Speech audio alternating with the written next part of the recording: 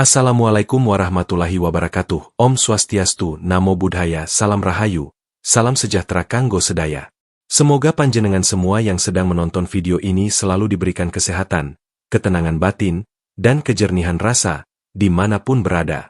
Sebelum kita masuk ke pembahasan, saya ingin menyapa panjenengan semua. Silakan balas salam di kolom komentar, tuliskan dari mana panjenengan menonton, dan kalau panjenengan tahu weton sendiri, khususnya weton pon, boleh dituliskan juga.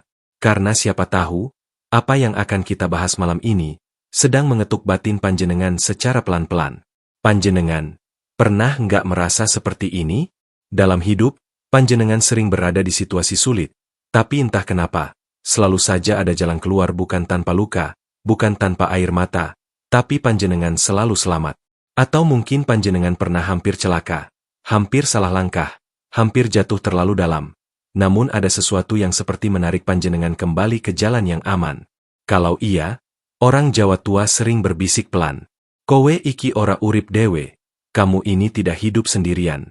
Lalu muncul satu pertanyaan besar, apakah mungkin sejak lahir, weton pon memang memiliki pelindung tak kasat mata? Mari kita telusuri, pelan-pelan, tanpa menghakimi, tanpa menggurui. Dalam tradisi kejawen, weton bukan sekadar hitungan hari lahir. Ia adalah peta energi, peta laku hidup, dan juga pintu ke dunia rasa. Weton pon, yang sering dianggap sederhana, ternyata menyimpan lapisan makna yang dalam. Banyak sesepuh percaya, orang yang lahir di weton pon tidak dilepas sendirian ke dunia. Malam ini, kita tidak membahas ini sebagai kebenaran mutlak, melainkan sebagai cermin perenungan. Dan sekarang, mari kita masuk ke inti pembahasan. 1. Pon. Simbol jembatan antara dunia lahir dan batin. Dalam penanggalan Jawa, pon bukan sekadar hitungan hari. Ia bukan angka mati. Pon adalah ruang pertemuan, tempat di mana dunia lahir dan dunia batin saling menyentuh tanpa suara. Orang-orang tua dulu jarang menjelaskan pon dengan kata-kata panjang. Mereka hanya bilang pelan, pon kui alus, nanging jero. Pon itu lembut, tapi dalam. Panjenengan yang lahir di weton pon biasanya membawa watak seperti air tenang. Tidak riuh, tidak meledak-ledak. Namun justru disitulah kekuatannya. Air tenang bisa mengikis batu tanpa disadari. Banyak orang pon tumbuh dengan perasaan berbeda, meski tidak tahu apa bedanya. Mereka sering merasa lebih cepat lelah secara batin, bukan fisik. Karena sejak kecil, mereka menyerap suasana, menyerap emosi sekitar, menyerap getaran yang tidak semua orang rasakan. Inilah sebabnya orang pon sering butuh waktu sendiri. Bukan karena antisosial, bukan karena sombong, tapi karena batinnya perlu ruang untuk bernapas. Dalam pandangan kejawen, kepekaan seperti ini bukan kebetulan. Ia adalah tanda gerbang batin yang terbuka sejak lahir. Sesepuh pernah berkata, "Wong pon iku yen meneng, sejatine lagi ngrungokke jagat." Orang pon saat diam, sebenarnya sedang mendengarkan semesta. Disinilah pelindung tak kasat mata mulai berperan. Bukan dengan cara menakutkan, bukan dengan menampakkan diri, tetapi dengan menjaga keseimbangan rasa. Pelindung itu seperti penjaga pintu. Ia tidak melarang panjenengan hidup. Ia hanya berbisik saat panjenengan hampir melangkah terlalu jauh. Kadang bisikannya muncul sebagai rasa ragu. Kadang sebagai rasa malas yang tiba-tiba. Kadang sebagai perasaan, kok rasanya nggak pas. Sayangnya, di zaman sekarang, rasa seperti ini sering dianggap kelemahan. Orang pon dipaksa menjadi keras, dipaksa cepat, dipaksa logis. Padahal jika orang pon terlalu jauh meninggalkan rasa, disitulah batin mulai goyah. Karena jembatan yang seharusnya menghubungkan lahir dan batin, perlahan ditinggalkan. Namun selama orang pon mau mendengarkan dirinya sendiri, selama ia tidak memusuhi keheningan, pelindung itu tetap bekerja. Tidak terlihat, tidak terasa sebagai kekuatan besar, tapi hadir sebagai ketepatan langkah. Panjenengan mungkin tidak selalu menang, tidak selalu bahagia, namun sering lolos dari hal-hal yang seharusnya bisa lebih buruk.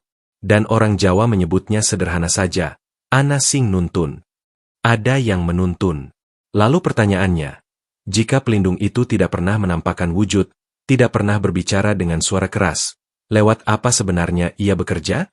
Jawabannya tidak jauh-jauh dari satu hal yang sering kita abaikan, rasa.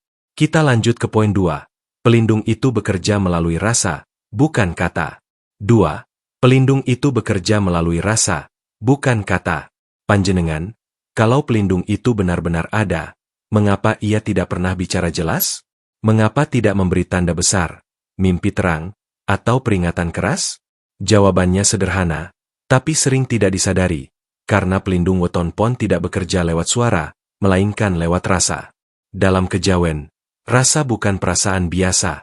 Rasa adalah bahasa paling halus yang dimiliki manusia. Ia lebih tua dari logika, lebih jujur dari kata-kata. Orang weton pon sering mengalami hal ini. Belum terjadi apa-apa, tapi hatinya sudah gelisah. Belum ada bukti, tapi dadanya terasa sempit. Belum jelas alasannya, tapi langkah terasa berat. Banyak yang mengabaikan rasa seperti ini. Dibilang terlalu sensitif. Dibilang baper. Dibilang kebanyakan mikir. Padahal, bagi orang pon, rasa itu adalah alarm batin. Sesepuh Jawa pernah mengingatkan. Rasa iku dudu kanggo dilawan, nanging kanggo dirungoke. Rasa itu bukan untuk dilawan, tapi untuk didengarkan. Pelindung tak kasat mata pada weton pon jarang memberi perintah. Ia tidak berkata, jangan ke sana. Ia hanya membuat panjenengan tidak nyaman saat arah hidup mulai melenceng. Misalnya begini, panjenengan hampir mengambil keputusan besar. Secara logika menguntungkan. Secara hitungan masuk. Tapi entah kenapa, batin terasa menolak. Itulah saat pelindung bekerja. Bukan dengan memaksa panjenengan berhenti, melainkan memberi ruang agar panjenengan berpikir ulang. Kadang rasa itu muncul sebagai kantuk mendadak. Sebagai lupa kecil yang menghambat langkah. Sebagai hal sepele yang membuat rencana tertunda. Orang lain mungkin menyebutnya kebetulan. Orang pon yang peka akan berkata pelan, kok kayak ana sing nyegah, ya.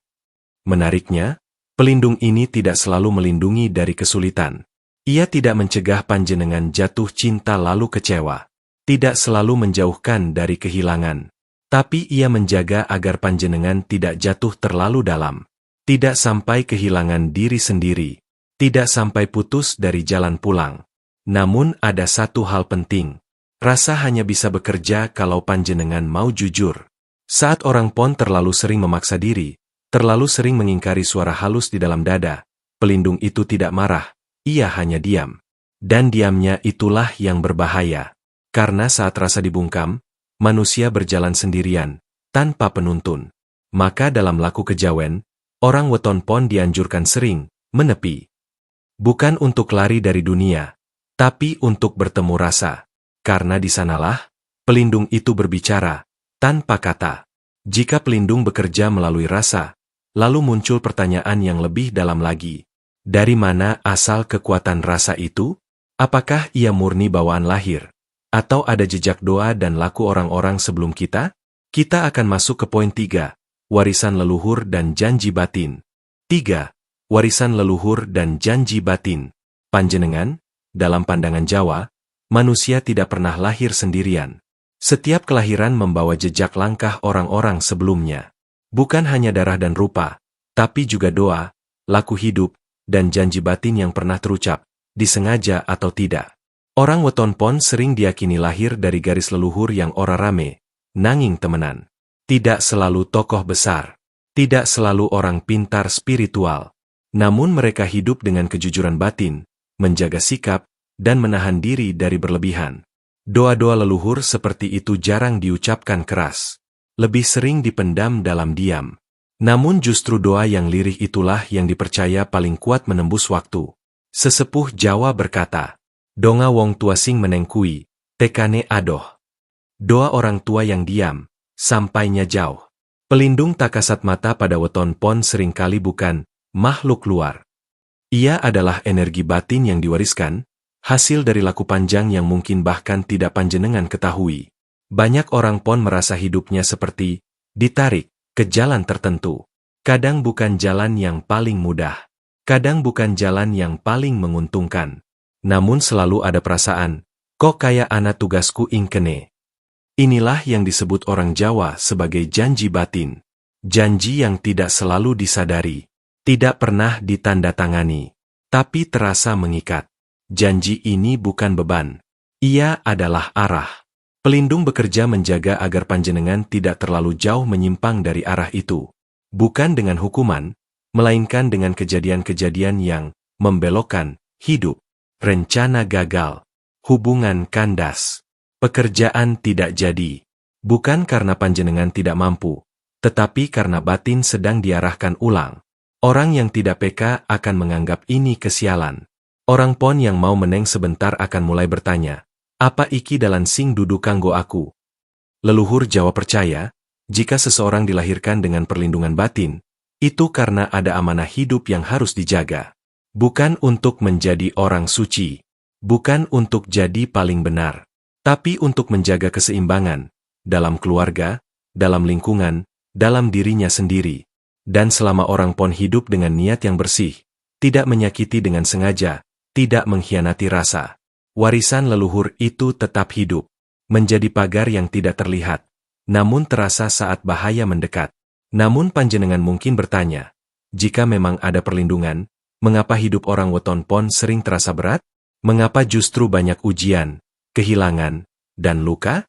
Jawabannya akan kita bahas di bagian berikutnya. Poin 4. Ujian hidup sebagai bukti perlindungan. 4. Ujian hidup sebagai bukti perlindungan. Panjenengan, ini bagian yang sering membuat orang bingung. Kalau memang weton pon punya pelindung tak kasat mata, mengapa hidupnya justru penuh ujian? Mengapa jalan terasa berliku? Mengapa hati sering lelah? Dalam pandangan Jawa, perlindungan tidak selalu berarti dimanjakan. Justru sebaliknya, yang dijaga adalah batin, bukan kenyamanan. Sesepuh sering berkata pelan, sing dijaga kui uripe, dudu empuke dalan. Yang dijaga itu hidupnya, bukan mulusnya jalan. Orang weton pon sering diuji sejak muda. Ujian itu datang bertahap, kadang lewat keluarga, kadang lewat ekonomi, kadang lewat hubungan yang menyisakan luka panjang. Namun perhatikan baik-baik, ujian itu jarang datang sekaligus sampai menghancurkan. Selalu ada celah bernapas. Selalu ada waktu untuk bangkit. Selalu ada tangan tak terlihat yang menahan agar panjenengan tidak jatuh sampai hilang arah. Pelindung pada weton pon bekerja seperti guru diam. Ia tidak mencegah panjenengan jatuh. Ia membiarkan panjenengan merasakan sakitnya tanah. Tapi memastikan panjenengan masih bisa berdiri. Itulah sebabnya orang pon sering matang lebih cepat secara batin. Lebih paham rasa kehilangan. Lebih mengerti arti cukup. Lebih berhati-hati dalam melangkah. Bukan karena trauma semata, melainkan karena batin telah ditempa. Pepatah Jawa mengatakan, diasah ora dipatahke, diunekake ora diobong. Diasah tapi tidak dipatahkan, dipanaskan tapi tidak dibakar. Ujian juga berfungsi sebagai penyaring. Orang-orang yang tidak sejalan dengan batin panjenengan, perlahan akan pergi. Hubungan yang tidak jujur akan runtuh. Jalan hidup yang hanya berdasarkan ambisi akan terhalang. Ini bukan hukuman. Ini perlindungan tingkat dalam. Karena bagi orang pon, lebih baik kehilangan sesuatu di luar daripada kehilangan arah di dalam. Namun ada satu hal penting. Ujian ini hanya bermakna jika panjenengan mau belajar menepi sejenak. Jika terus melawan, terus memaksa, terus menyalahkan keadaan. Pelindung tidak menghukum, tapi panjenengan akan kelelahan sendiri. Sebaliknya, saat panjenengan berani diam, berani bertanya ke dalam diri, apa yang sedang diajarkan hidup padaku? Disitulah ujian berubah menjadi penuntun. Namun semua perlindungan ini, semua tuntunan halus ini, ternyata memiliki satu syarat penting. Syarat yang tidak tertulis, syarat yang sering diabaikan. Kita masuk ke poin 5. Syarat tak tertulis. Jangan melawan rasa. 5. Syarat tak tertulis. Jangan melawan rasa. Panjenengan, ada satu hal yang jarang diucapkan para sesepuh secara terang-terangan. Bukan karena dirahasiakan, tapi karena tidak semua orang siap menerimanya. Pelindung tak kasat mata pada weton pon bukan penjaga yang bisa dipaksa. Ia tidak bisa disuruh. Tidak bisa dimintai pembuktian. Ia hanya setia pada satu hal, kejujuran batin pemiliknya. Selama orang weton pon hidup selaras dengan rasa, pelindung itu hadir tanpa diminta. Namun saat rasa diabaikan, pelindung tidak marah. Ia hanya mundur pelan-pelan. Orang Jawa menyebutnya, sing dijauhi kui dudu sing cagani, nanging sing ora gelem ngrungokke. Yang ditinggalkan bukan penjaganya, tapi orang yang tidak mau mendengar. Melawan rasa bukan berarti berbuat jahat. Kadang bentuknya lebih halus. Memaksakan diri demi gengsi. Mengikuti jalan orang lain meski hati menolak. Mengabaikan kelelahan batin demi terlihat kuat. Sedikit demi sedikit, hubungan batin dengan pelindung melemah. Dan saat itu terjadi, hidup orang pon sering terasa kosong. Bukan karena masalah besar, tapi karena kehilangan arah halus. Namun kabar baiknya, pelindung ini tidak pernah benar-benar pergi. Ia hanya menunggu. Menunggu saat panjenengan berhenti berlari. Menunggu saat panjenengan berani jujur pada diri sendiri. Menunggu saat panjenengan mau duduk dalam diam. Dalam laku kejawen, orang weton pon dianjurkan melakukan hal-hal sederhana. Menjaga niat sebelum bertindak, tidak mengambil yang bukan haknya, menghormati keheningan, tidak meremehkan perasaan kecil di dalam dada. Karena pelindung bekerja di wilayah yang sama dengan itu semua. Sesepuh sering mengingatkan, yen uripmu kerasa abot tanpa sebab, coba rungokke maneh rasamu. Jika hidup terasa berat tanpa sebab, coba dengarkan lagi rasamu. Saat panjenengan kembali selaras, pelindung kembali mendekat. Bukan dengan tanda besar, melainkan dengan ketenangan kecil yang terasa nyata. Langkah kembali terasa pas. Keputusan terasa ringan. Hidup tidak selalu mudah, tapi tidak lagi membingungkan. Dan itulah puncak perlindungan weton pon. Bukan kebal masalah. Bukan hidup tanpa luka. Melainkan tidak kehilangan diri sendiri, meski dunia terus berubah. Panjenengan, setelah kita berjalan cukup jauh membahas weton pon, mungkin satu hal mulai terasa pelan-pelan, bahwa pembahasan ini bukan soal makhluk gaib, bukan soal kelebihan khusus, dan bukan pula soal merasa lebih dari orang lain. Weton pon, dalam pandangan kejawen, lebih dekat pada cara hidup daripada status spiritual. Pelindung tak kasat mata yang sering dibicarakan itu sejatinya bukan sosok yang berdiri di luar diri panjenengan. Ia hidup di wilayah yang sangat dekat, di antara rasa, kesadaran, dan kejujuran batin. Orang weton pon sering tidak sadar bahwa dirinya dijaga. Karena perlindungan itu tidak datang sebagai keajaiban besar. Ia hadir dalam bentuk yang sangat sederhana. Langkah yang tertahan, keputusan yang tertunda, jalan yang dibelokkan. Dan seringkali, saat semua itu terjadi, panjenengan justru merasa kecewa. Padahal disitulah perlindungan bekerja. Hidup orang pon memang jarang lurus. Banyak belokan. Banyak berhenti. Banyak kehilangan kecil yang terasa berat. Namun jika direnungkan kembali, betapa sering panjenengan diselamatkan dari pilihan yang seharusnya merusak diri sendiri. Sesepuh Jawa menyebutnya, dijaga supaya ora kesasar adoh banget. Dijaga agar tidak tersesat terlalu jauh. Perlindungan pada weton pon bukan berarti hidup tanpa luka. Justru luka itu bagian dari proses penghalusan batin. Agar panjenengan tidak sembarang melangkah. Agar panjenengan mengenal batas. Agar panjenengan mengerti arti cukup. Yang terpenting, weton pon mengajarkan satu hal mendasar. Hidup harus selaras dengan rasa. Bukan menuruti emosi. Bukan hidup sesuka hati. Tetapi berani jujur pada getaran halus di dalam diri. Saat panjenengan terlalu memaksa, hidup terasa berat. Saat panjenengan terlalu menolak, batin terasa kosong. Namun ketika panjenengan mau menepi sebentar, mendengarkan diri sendiri, dan melangkah dengan niat yang bersih, perlindungan itu terasa kembali. Bukan sebagai tameng, melainkan sebagai ketenangan. Dan mungkin disitulah makna terdalam weton pon, bukan menjadi manusia yang kuat di luar, tetapi utuh di dalam. Saya ingin menutup dengan falsafah Jawa sederhana. Urip iku mung mampir ngombe, nanging aja nganti lali sapa sing nuntun dalan. Hidup itu hanya singgah minum, tapi jangan lupa siapa yang menuntun jalan. Kalau panjenengan merasa video ini menyentuh, silakan like sebagai tanda rasa, subscribe agar kita bisa berjalan bareng dalam perenungan berikutnya. Dan saya sangat ingin membaca cerita panjenengan. Apakah panjenengan weton pon? Pernahkah merasa dijaga dalam hidup? Tuliskan di kolom komentar. Karena kadang, cerita panjenengan bisa menjadi cermin bagi yang lain. Salam Rahayu. Semoga kita semua selalu dalam lindungan Gusti, lahir dan batin.